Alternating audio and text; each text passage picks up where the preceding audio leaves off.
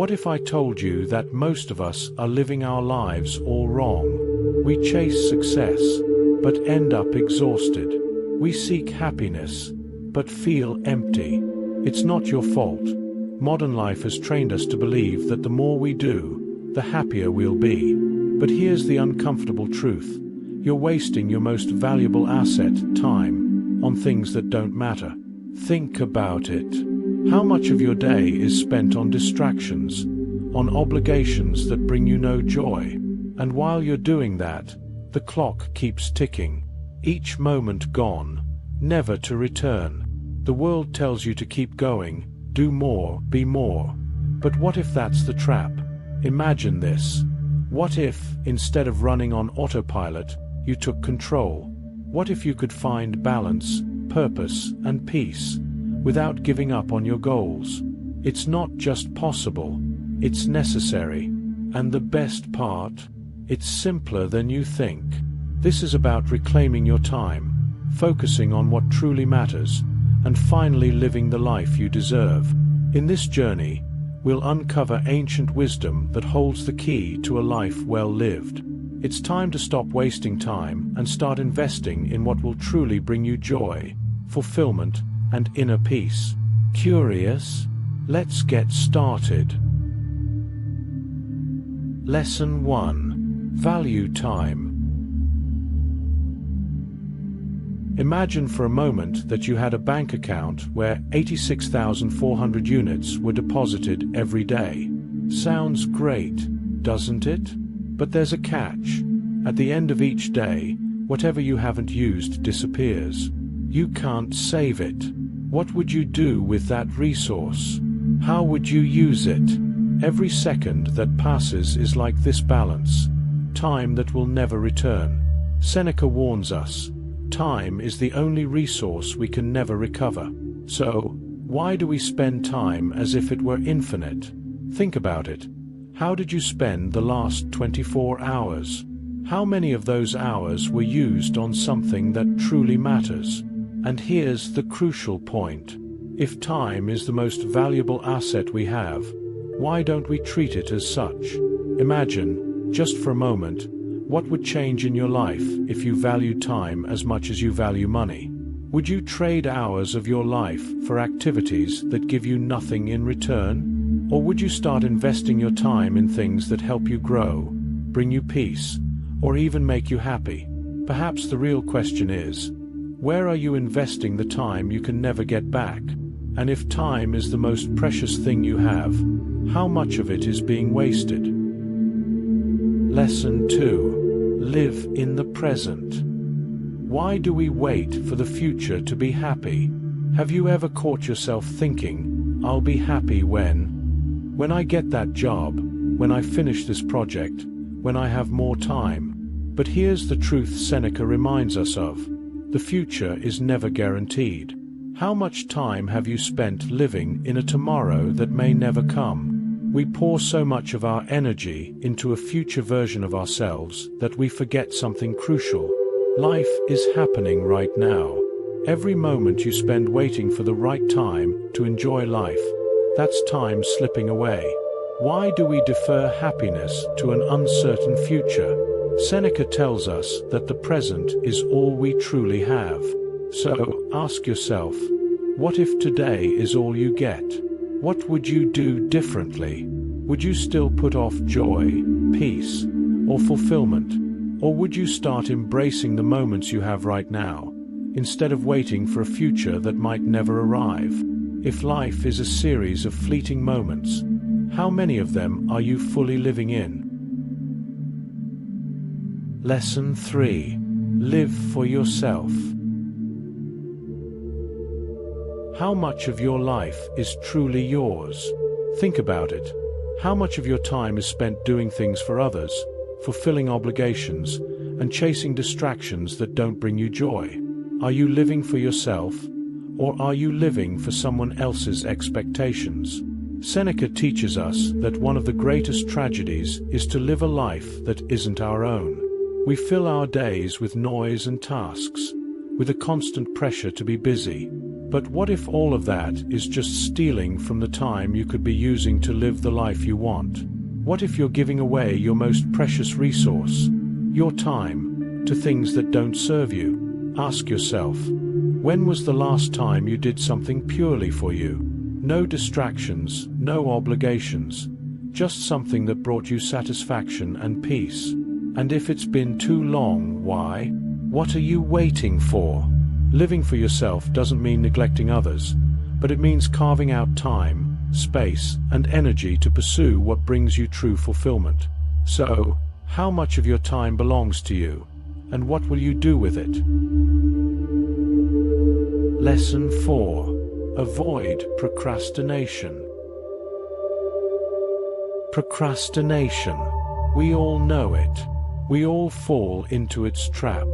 But Seneca urges us to see it for what it truly is, a thief of time. How often do you delay the things you know will bring you closer to your goals, your peace, your happiness, all for the sake of comfort in the moment?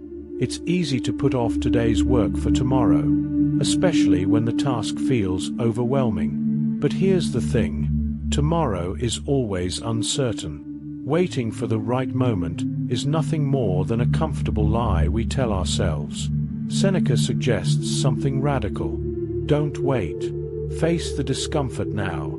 Prepare for the worst, and take action. What would happen if, instead of delaying the inevitable, you embraced it? How much more of your life would you live fully if you didn't leave the important things for later? So, the next time you're tempted to say, "I'll do it tomorrow," ask yourself, what if tomorrow never comes? What could you accomplish today if you stopped procrastinating and started living? Lesson 5. Reward yourself.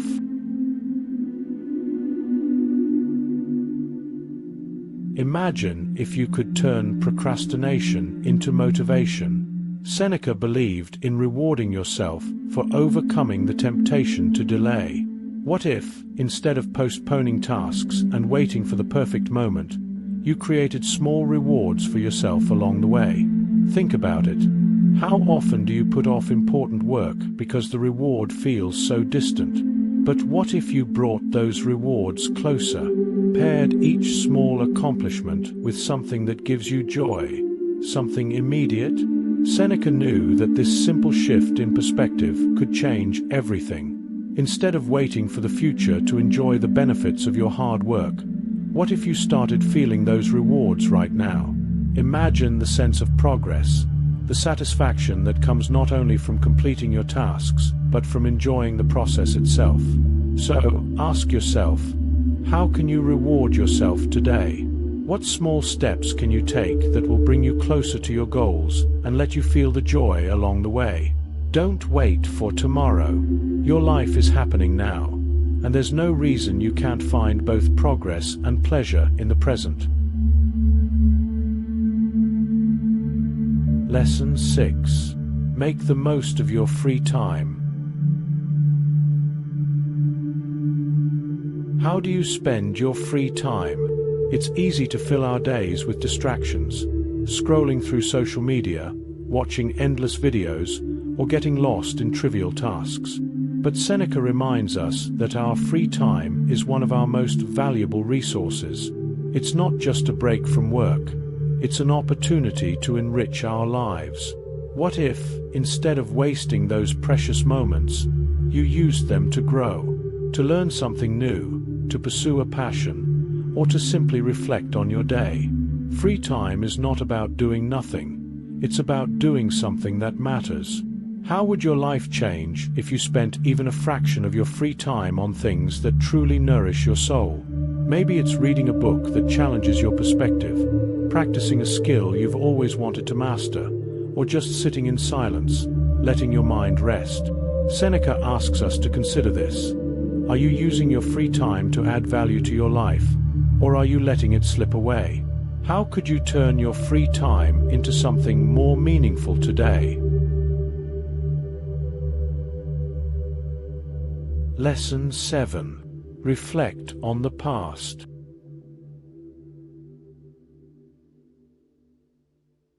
Take a moment to reflect on your past. How often do you revisit those moments that shaped you, taught you something, or made you stronger? Seneca reminds us that reflecting on the past is not about dwelling on regrets, but about learning from our experiences. Life is short, but for those who take the time to reflect, it can feel richer, more meaningful. How often do we move from one task to the next without pausing to understand what we've learned, how we've grown? Imagine how much wisdom you could gain if you looked back on your past not with regret, but with curiosity. What did you learn from that failure? How did that challenge shape the person you are today? Seneca believed that by reflecting on the past, we can live more fully in the present. The key is not to be stuck in the past, but to use it as a guide for how to live better now. So, what lessons from your past are waiting to be uncovered? How could they help you live more fully today? Lesson 8. Stop wasting time on trivialities. Think about how much time we waste on trivial things, scrolling through endless feeds, getting caught up in meaningless tasks, chasing distractions that do nothing for our growth. Seneca urges us to recognize this and asks a powerful question. How much of your life is truly yours? We live in a world full of noise, where every moment can be filled with something, often something that doesn't matter. But what if you could reclaim that time? What if you could cut away the distractions and focus on the things that truly enrich your life? The time we spend on trivialities doesn't just disappear. It's stolen from the time we could have spent on things that bring us joy, peace, or fulfillment. Every moment spent on meaningless distractions is a moment lost forever. So, ask yourself, how much of your time is being wasted? What could you accomplish? How much more fulfilled could you be if you chose to focus on what truly matters? The time to start is now. Lesson 9. Create meaningful memories. What truly lasts in life? We often chase after material things, believing they will bring us happiness, possessions, wealth, status. But Seneca reminds us that these things are temporary, fleeting. What really endures are the memories we create, the experiences we cherish, the bonds we form with others. Think about the last time something material brought you lasting joy.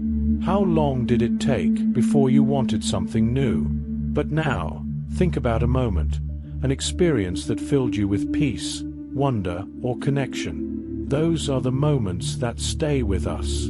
The more we chase after things, the more we risk losing the essence of what truly matters.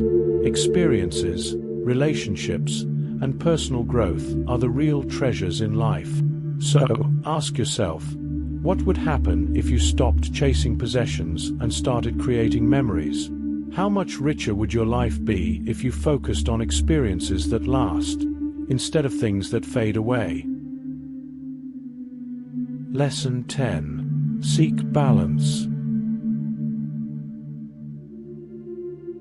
Balance. How often do we talk about it? Yet how rarely do we live it? Seneca reminds us that life is not just about work, nor is it just about rest. It's about finding harmony between all the things that matter: work, relationships, self-care, hobbies, and rest. But in a world that constantly pushes us to do more, achieve more, how can we find this balance? How do we make time for everything that truly matters without feeling overwhelmed? Imagine your life as a set of scales. On one side is the work that drives you, the effort you put into your goals. On the other side are the things that nourish your soul, time with loved ones, hobbies that bring you joy, moments of peace and rest. What happens when one side tips too far? Too much work, and you burn out. Too much rest, and you lose direction.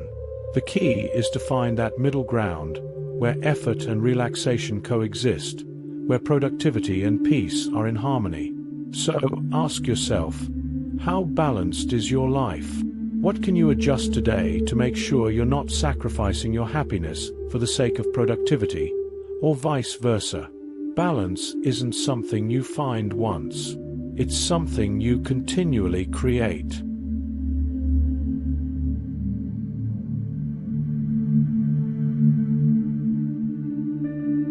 Now that you've seen how easily time slips away, let me ask you, how much longer are you willing to waste on things that don't truly matter?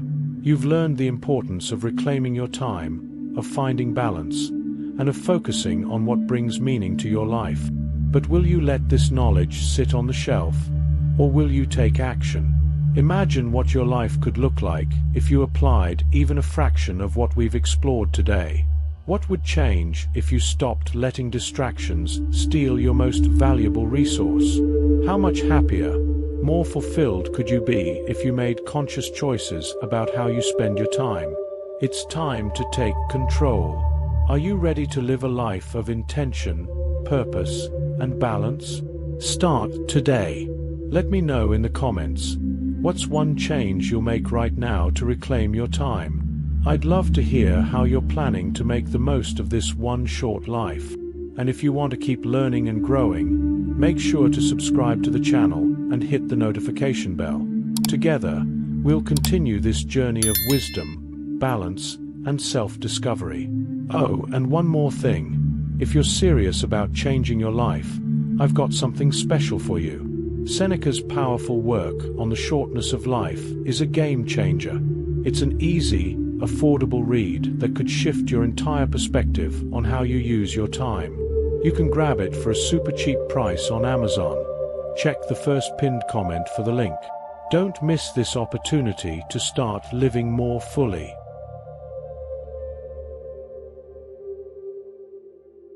Thanks for watching.